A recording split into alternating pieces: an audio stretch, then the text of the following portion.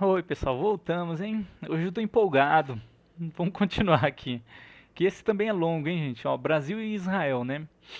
Aqui vamos tratar sobre a segunda dispersão da casa que Judá teve, após a destruição do segundo templo por volta do ano 70 depois de Cristo. O que muitos anos depois levou à própria colonização do Brasil e muitos outros países no mundo, né? Primeiramente, busque compreender que o que aprendemos na escola de que Pedro Alves Cabral descobriu o Brasil não condiz com a verdade, nem com fatos históricos, com um simples pensamento como: de onde vieram os índios? Já cai por terra que Cabral descobriu o Brasil. Os índios não brotaram da terra ali. Então, gente, a gente que crê nas escrituras sagradas, a gente tem que buscar entender como que essas coisas acontecem, né? Eu, pelo menos, busco entender, né? De onde que vêm esses índios? Como que eles chegaram aqui? É, qual que é a relação deles com a origem do mundo, a origem com Adão e Eva e tudo mais, né? A gente tem que tentar entender, a gente tem que tentar buscar um conhecimento sobre isso, né? Então dizer que Pedro Alves Cabral descobriu o Brasil, não dá, né? Esses índios não nasceram do pé da árvore aqui, né? Então, ó, os próprios portugueses, se você procurar aí, pode pesquisar aí no Google. Quando levavam o pau-brasil, eles costumavam chamar de madeira judaica. Pau-brasil, madeira judaica. Pesquisem aí no Google. Uma outra curiosidade, né, sobre o nome Brasil. Isso aqui eu acho muito interessante, gente. Em hebraico é escrito da seguinte forma, né? Um Beit Resh. Ixi, me faltou agora. Em Yod tem um Lamed. Me faltou esse aqui, é o Zain? É o Zain, né? Ixi, agora faltou. Bem, mas é apenas dessa forma, um BRZYL. São cinco letras hebraicas. É o Beit Resh, é o Zain realmente. Tem um Yod e o Lamed. E apenas consoantes são escritas, né? Mas o interessante é que cada letra do nome do Brasil traz o nome de Israel e as quatro matriarcas. Poxa vida, é interessante isso, né, gente? A gente tem um Beit, qualquer uma das matriarcas, Bila. A gente tem o Uresh, qualquer uma outra matriarca, Raquel. A gente tem o Zain, qualquer outra matriarca, Zilpa. A gente tem o Yud, qualquer o outro, o patriarca, Israel. A gente tem no fim o Lamed. Quem que era a matriarca? Leá. Eu coloco aqui, seria somente uma coincidência isso, né?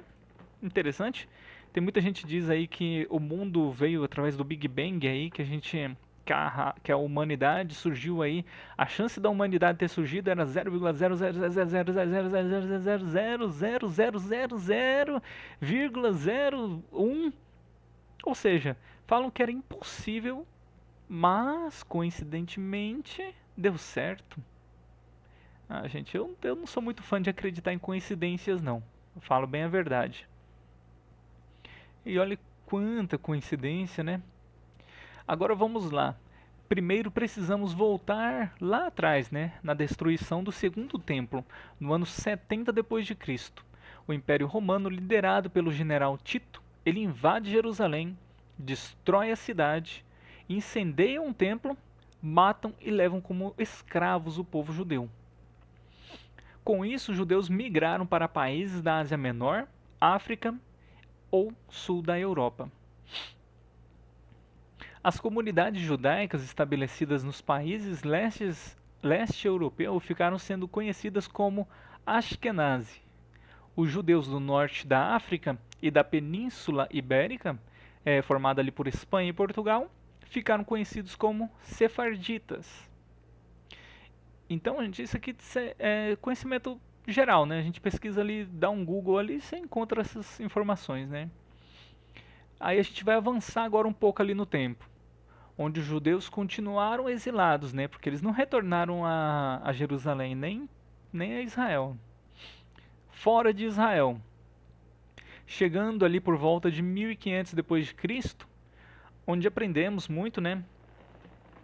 Na escola que os portugueses descobriram o Brasil e colonizaram. Mas como já disse, né, os índios não brotaram ali do nada no Brasil, né? E é bem provável que o próprio Cabral já possuía entendimentos de como chegar aqui, né? Vocês dão uma pesquisada sobre esse assunto, há muitos indícios de que Cabral sabia chegar aqui. Se ele não soubesse chegar aqui, beleza, mas que ele tinha uma noção de que havia algo para cá, ele com certeza tinha. E muitos. Esse ponto aqui, ó, muitos acreditam que o maior motivo de Pedro Álvares Cabral vir ao Brasil foi para explorar e levar riquezas. Mas será mesmo? Vamos nos perguntar a isso, né? Vamos nos dar o direito dessa pergunta. Pedro Álvares Cabral, né, que muitos até consideram que seu sobrenome na realidade seria Gouveia, Pedro Álvares Cabral Gouveia, devido ao sobrenome da sua mãe, Isabel Gouveia de Queiroz, que em sua ancestralidade possuía vínculos judaicos. Ele foi genro do Cristão Novo. Ele foi genro do Cristão Novo, Fernando de Noronha, um judeu convertido ao catolicismo. E sim, o arquipélago Fernando de Noronha recebeu este nome de um judeu. Um judeu.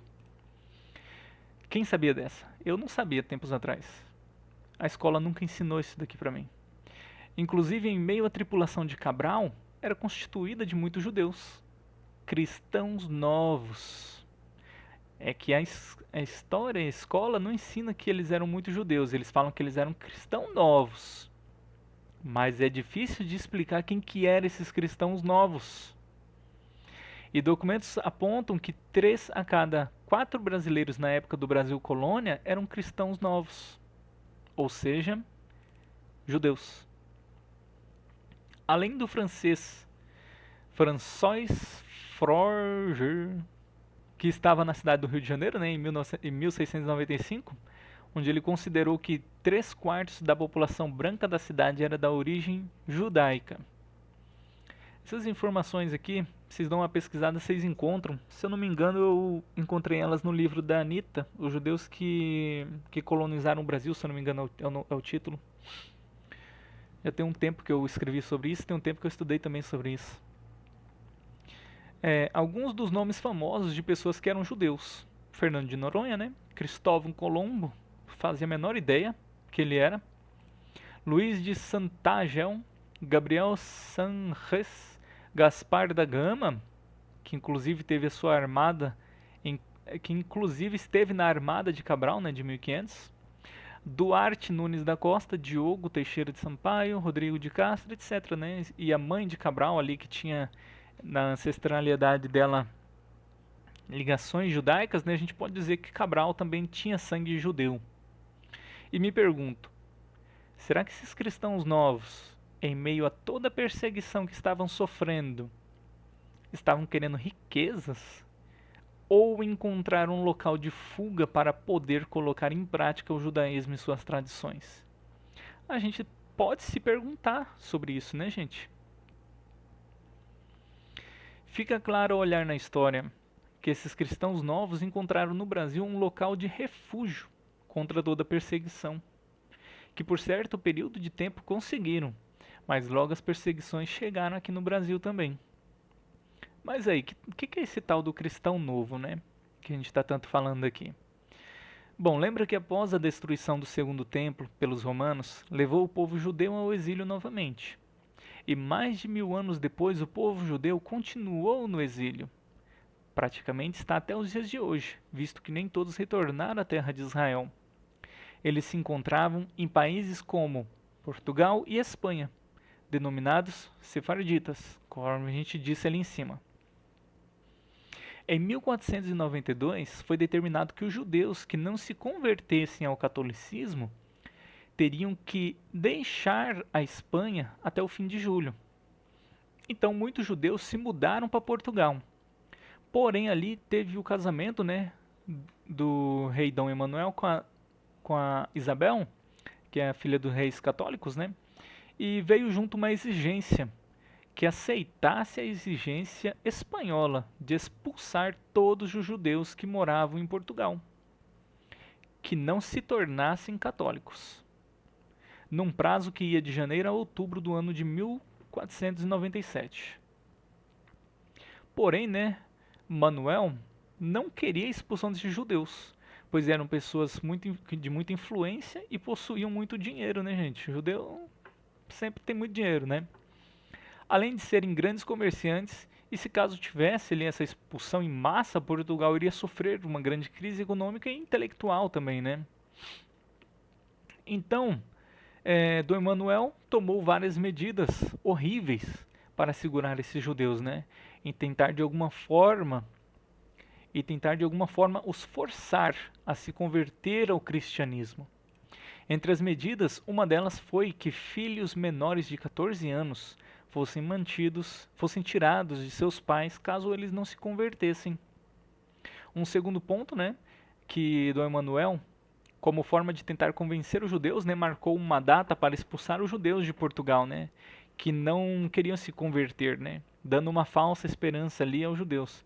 E quando chegou a data, né, do embarque nos navios, aqueles que não aceitaram se converter ao cristianismo, né, bom, não havia navio, não tinha navio para eles. E o rei ordenou um batismo em massa, forçando-os a se converterem. Muitos eram levados, puxados pela barba e cabelos até a pia batismal. Isso aqui se encontra muito bem explicado no livro da Anita. É triste, é triste. É triste o que o cristianismo fez. Triste. Bom, então surgiu através dessas conversões, né, o cristão novo, que era o judeu convertido ao cristianismo, algumas vezes por vontade própria, tá? Alguns aceitavam o cristianismo, só que na maioria dos casos ali eles eram forçados, né? Ou eles faziam ou perdiam suas riquezas. A gente, bem, também surgiu outras denominações, né, como cripto-judeus, que eram judeus que na sociedade se diziam cristãos, porém, escondidos, praticavam o judaísmo e todas as suas tradições. Temos também os Anusim ou Marranos, que são os descendentes dos judeus sefarditas, né, portugueses e espanhóis, que foram obrigados a abandonar a lei judaica e a se converterem ao cristianismo contra sua vontade, para escapar, né, das perseguições movidas pela Inquisição. E iniciou-se então a época da Inquisição, né, gente, onde começaram a forçar judeus, assim como outras crenças, né, a se converterem ao cristianismo. E quem não aceitasse era na maioria das vezes preso, né, perseguidos. Os seus bens eles eram apreendidos, né, e havia casos até de que alguns eram mortos ali na fogueira, né. Então, né, gente, o que a gente vai dizer sobre isso, né? O cristianismo, complicado. Bom, a Inquisição tinha como objetivo, né, combater as heresias, ou seja, todo o pensamento que era contrário ao que a Igreja Católica ditava. Complicado, complicadíssimo, complicadíssimo. Agora retornamos a Pedro Alves Cabral, que em sua tripulação era formada de muitos cristãos novos. Na realidade, gente, isso aqui é muito meu ponto de vista, né? Mas na realidade, esses cristãos novos, né, esses judeus, eles encontraram como meio de fuga os países do Novo Mundo. Esses países eram Brasil, Estados Unidos, México, Argentina, Chile, etc. Pois a Espanha e Portugal na Inquisição estavam operando com muita força e não havia local seguro para eles fugirem. Esse povo, gente, esses judeus, eles amavam tanto seguir a lei judaica que mesmo diante dessa expulsão que eles tiveram da terra, né, mais de 1000 anos depois, eles não perderam a sua identidade. O povo de Israel, a tribo do norte, perdeu rápido. 1000 e poucos anos depois, os judeus não haviam perdido. Eles sabiam que eles eram judeus. Eles sabiam que eles tinham que seguir a Torá. Eles sabiam o Deus deles. Incrível isso. Bom, o Cristóvão Colombo, né, por exemplo, que descobriu a América, era um judeu. Que inclusive o seu irmão foi queimado na fogueira por ser judeu também. Então, isso aqui é muito a minha opinião, tá, gente? Com certeza tem outras pessoas que têm essa mesma opinião que eu. Então fica muito claro que além do motivo, né, desses grandes navegadores se aventurarem nos países do Novo Mundo para descobrir novas riquezas, novas terras, uma das suas maiores razões era de encontrar um local de refúgio para os judeus poderem viver em paz, praticando o judaísmo e suas tradições. Afinal, eu coloco essa questão, afinal, qual seria a razão de um português sair de Portugal para enfrentar um grande e perigoso mar para ir numa terra distante e com grande chance de morrer? Fica bem claro que se uma pessoa não tiver uma motivação muito grande, ele jamais faria isso. E qual motivação maior do que a dos judeus que estavam sendo perseguidos, presos e queimados na fogueira? Bom, os cristãos novos, né, os judeus, quando chegaram no Brasil, eles conseguiram por um período de tempo, né, praticar o judaísmo livremente.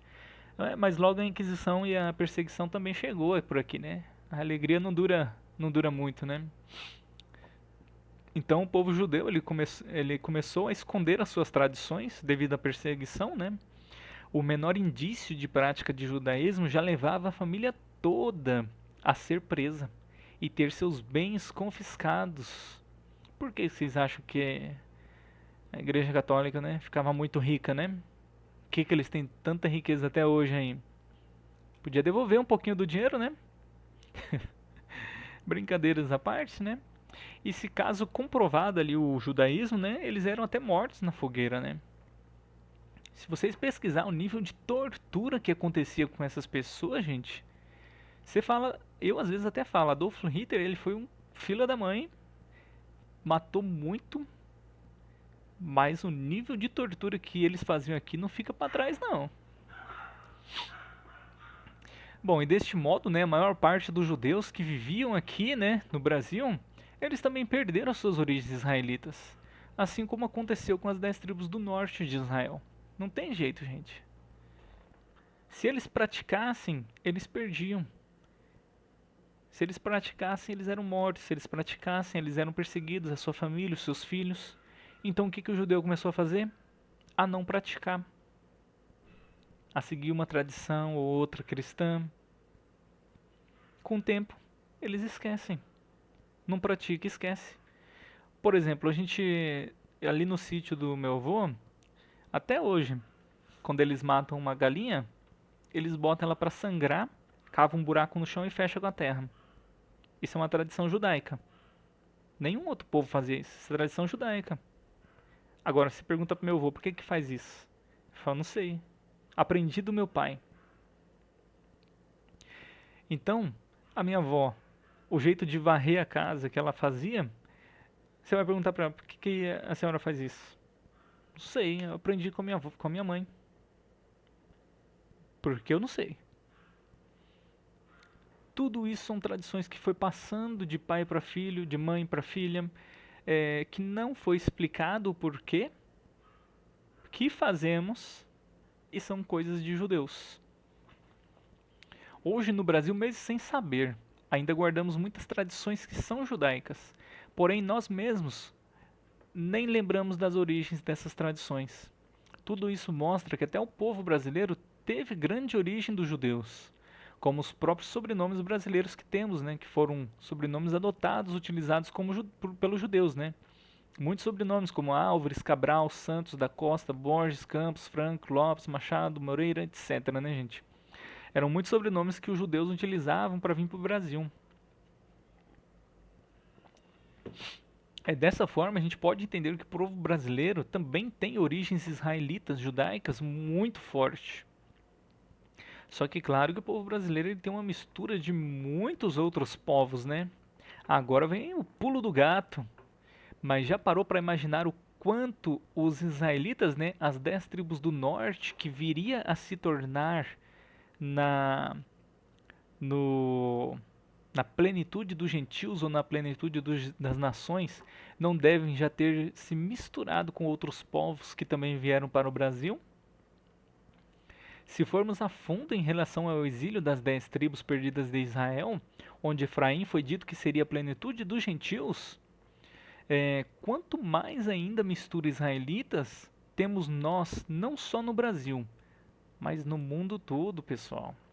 Se você que tem aí a sua descendência japonesa igual eu, pesquisa sobre isso. Da chegada ali do povo de Israel no Japão. Tem estudos sobre isso. Ó, para quem quiser entender ali com mais profundidade, né, eu indico estar estudando o livro da Anita Novinsky, que é chamado, né, Os Judeus que Construíram o Brasil. Essa é assim, ó. Lá explica com muita mais informação, indica os pontos históricos com muita mais profundidade. E aqui eu só fiz apenas um resumo do resumo, né, gente?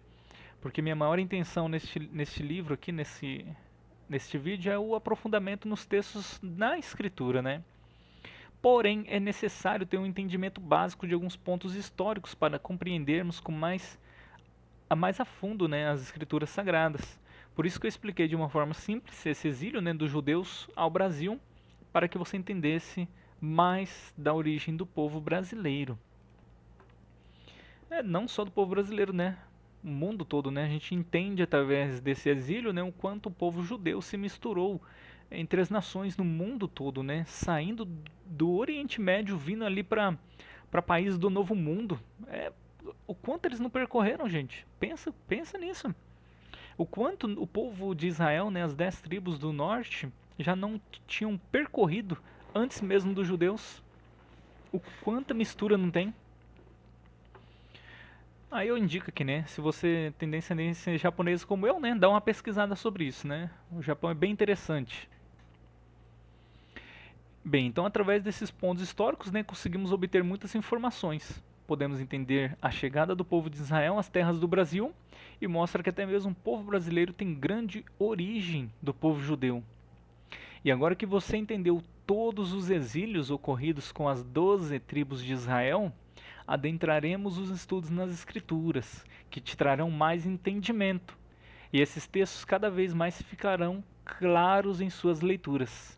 Olha isso daqui, gente. Agora você entende por que Tiago, o apóstolo, diz o seguinte em Tiago 1? Tiago, o servo de Deus, do soberano Yeshua, o Messias. As 12 tribos que estão dispersas entre as nações. Por que Tiago escreve dessa forma, gente? Por que ele não escreve aos gentios ou aos estrangeiros?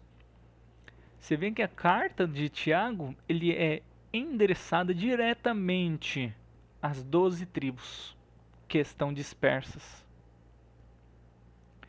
Ah, mas eu sou estrangeiro, eu não sou israelita, eu não faço parte desse povo. Comece a pensar. Comece a pensar. Porque essa carta foi para as 12 tribos. Aí você começa a levar em conta aquela parte na escritura onde a gente analisa o passado para entender o futuro. Quando a gente vê que Deus envia Moisés para libertar o povo de Israel do Egito e junto sobe muitas nações, muitos estrangeiros, muitos povos que não eram nem sequer israelitas. Só que eles se juntam com Israel e se tornam um só povo, independentemente de sangue, independentemente de qualquer coisa. Então, comece a analisar, gente. O que você é? Aonde você quer entrar? Tudo isso tem que ser analisado. 24 minutos. É bom, pessoal. Próximo capítulo talvez vai ser sobre isso. Eu vou dar uma analisada ainda. Sobre para quem é o Novo Testamento, né? E quem que o Messias veio resgatar. E esse segundo vídeo, a parte 2, a gente já finaliza por aqui. A gente entendeu o exílio do povo de Israel, as 12 tribos. Desculpa, o exílio do povo de Israel, a casa de Israel, as 10 tribos. A gente entendeu o exílio de Judá, tanto no exílio babilônico, como no exílio do ano 70, após a destruição do segundo templo ali pelos romanos. A gente entendeu que o povo judeu continua no exílio, muitos retornaram já à terra. Só que o povo das 10 tribos do norte nunca retornou. Então, obrigado, gente. A gente continua na parte 4, acredito que amanhã. Até mais.